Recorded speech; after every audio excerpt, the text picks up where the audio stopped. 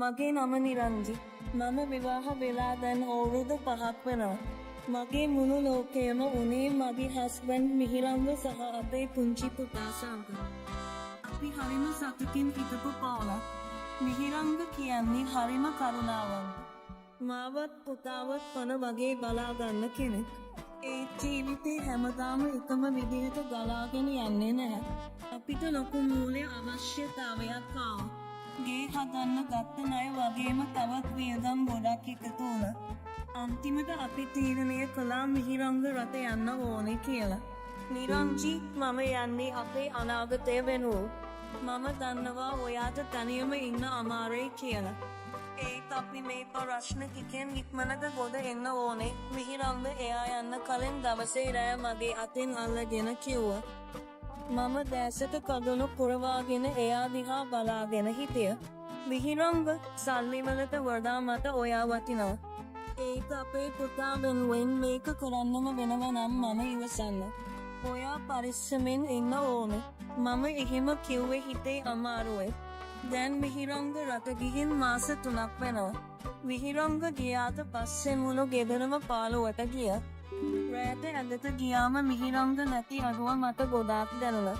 මමයි පුතයි විතරක් නෙවෙයි ගෙදර හිටියේ මිහිරංගගේ තාත්තා විතරයි. එයාගේ නම සුමිත්. මිහිරංගගේ අම්මා නැති වෙලා අවුරුද්දක් විතර වෙනවා. මාමන්විත තාම වයස 60වත් නැහැ. එයා හරිම ශක්තිමත් හැදිදලි මිනිස්සෙක්. මිහිරංග නැති අඩුව පුරවන්න මාමන්දි අපිට ගොඩාක් උදව් කළා.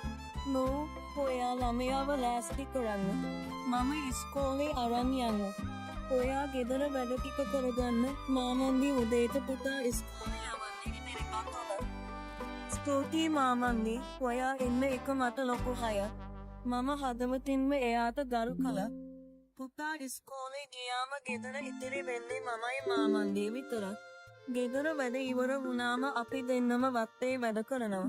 වත්තේ පොල් පැලවලට වතුර දාන එක. වල් පැල ගලවන එක වගේ වැඩ කරනකොට මගේ හිතේ තිබුණ තනිකම ටිකක් මකන්න මාමන්දි උත්සාහ කළා.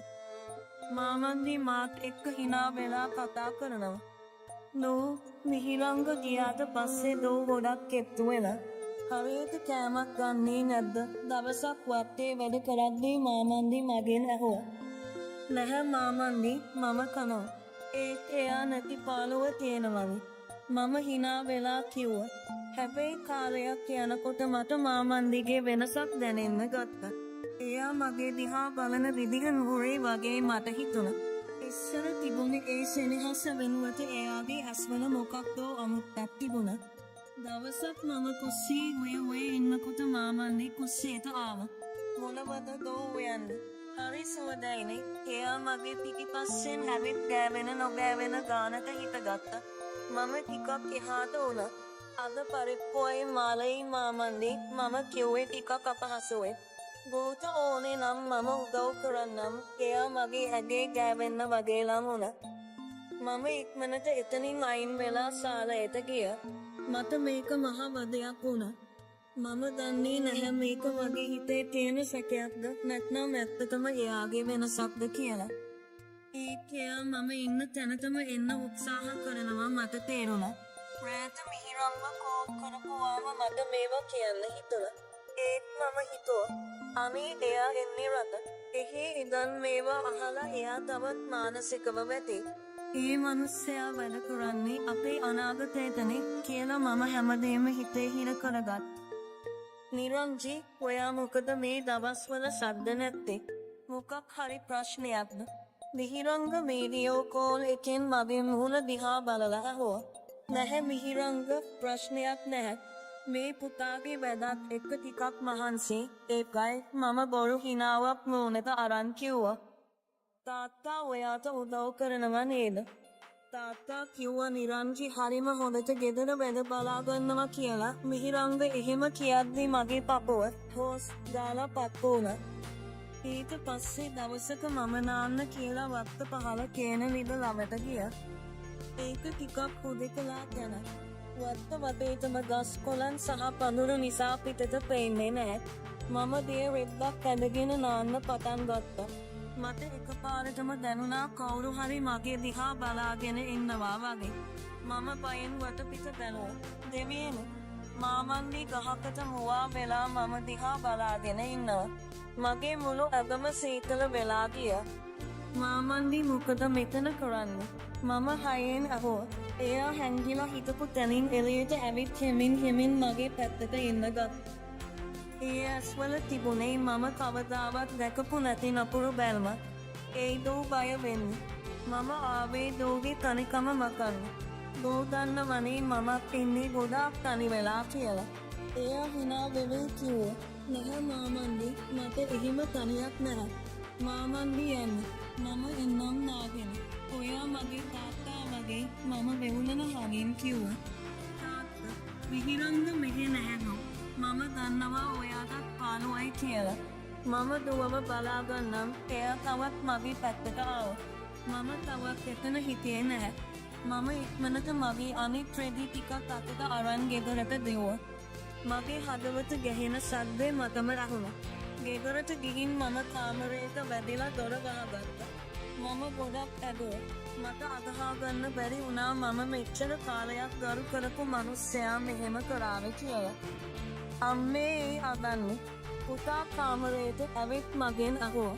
"නැහැ පුතේ, ඇහැට මොකක් හරි ගියා. අපි ඉක්මනට ලෑස්ති වෙමු. අපි අම්මලාගේ ගෙදර යනවා." මම පුතාව බදාගෙන කිව්වා. මම ඉක්මනට මගේ සහ පුතාගේ රෙදි ටික බෑග් එකකට දාගත්තා. මට ඕනේ උනේ කොහොම හරි මේ නිවෙයින් පැනලා යන්න. මාමන්දි සාලේ ඉන්නවා මට ඇහුණා. මම පිටිපස්සේ දොරෙන් පැනලා පුතාත් එක්ක පාරට ආවා.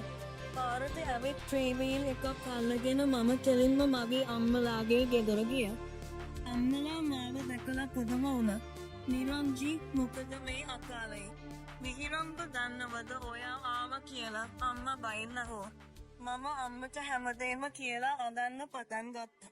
ඊට පස්සේ මම මිහිරම් වෙත කෝල් එකක් ගත්තා. "නිරංජි, මට කතා කරන්න බැරි වුණා." "නිරංජි, ඇයි මේ අදන්නේ? මොකක්ද උනේ? පුතාට සනීප නැද්ද?"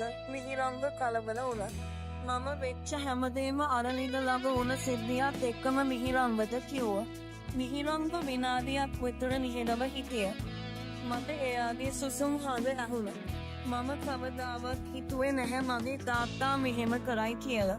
"නිරංජි, මට සමා වෙන්න ඔයාව ඒ වගේ තත්ත්වයකට පත් කළාට. ඔයා දැන් අම්මලාගේ ගෙදරනේ ඉන්නේ." මිහිරම්ව ඇහුවා. "ඕ මිහිරම්ව, මම ආයේ කවදාවත් ඒ ගෙදරට යන්නේ නැහැ. මට බයයි." මම කිව්වා. "බය වෙන්න එපා නිරංජි. මම ඉක්මනට ලංකාවට එන්න. මම එනකම් ඔයා අම්මලා එක්ක ඉන්න. මම තාත්තට කතා කරන්න. එයා කරපු දේට මම කවදාවත් සමාව දෙන්නේ නැහැ." මිහිරම්ගේ වචන වලින් මගේ හිතට ලොකු සහනයක් දැනුණා. මම දන්නවා මගේ ජීවිතේ ලොකු කඩාවැටීමක් වුණා කියලා. ඒත් මගේ ආදරණීය සැමියා මාත් එක්ක ඉන්නවා කියලා දැනෙනකොට මට ලොකු හයක් දැනුණා. මම තීරණය කළා ආයේ කවදාවත් ඒ ගෙදරට අඩියක්වත් තියන්නේ නැහැ කියලා. මිනිසුන්ගේ වේශයෙන් එන්න තිරිසන්නු ගැන මම හොඳටම ඉගෙන ගත්තා.